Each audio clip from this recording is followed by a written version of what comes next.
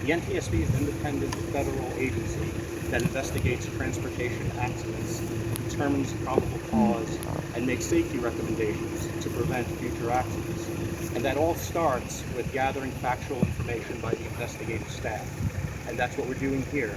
We're very early in the investigation. We're working on gathering factual information without speculating and without drawing any conclusions. Our primary goal right now is to document the helicopter at the accident site to the point where we can move it so it can be documented further away from the site. We'll also, during the course of the investigation, we'll be getting information about the pilot's background, experience, type of experience, medical certifications, more information about the company and the company's background and operations, information as far as the helicopter's maintenance history.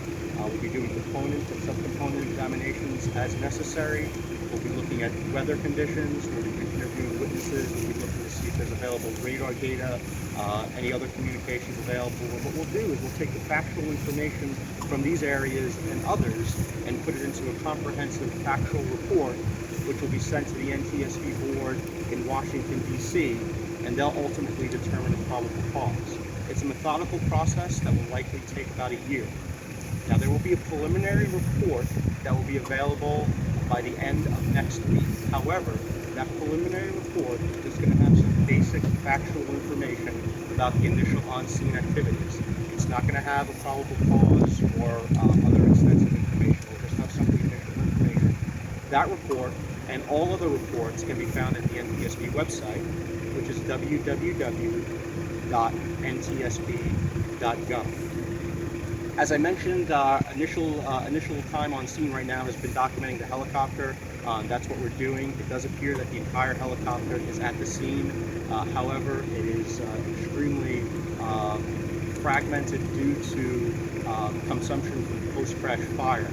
Looks like the helicopter impacted near the top of a ridge, and then the ground, and then a post-crash fire pretty much consumed the entire wreckage. We're in the process right now of documenting the perishable information, trying to identify switches, ground scars, separating components, radios from the aircraft before it gets moved by the by the recovery, and that's what we're spending our time here on the scene.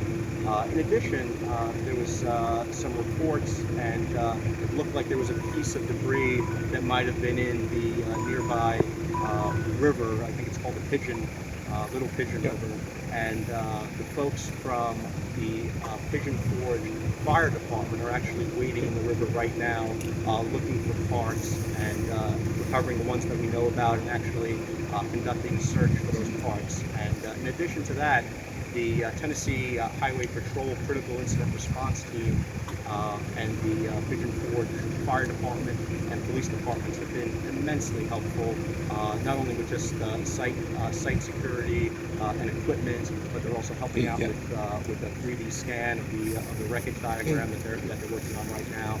In addition to, like I said, they're actually in the water right now looking for parts. So they've been a really big help. And with that, I'll take your questions.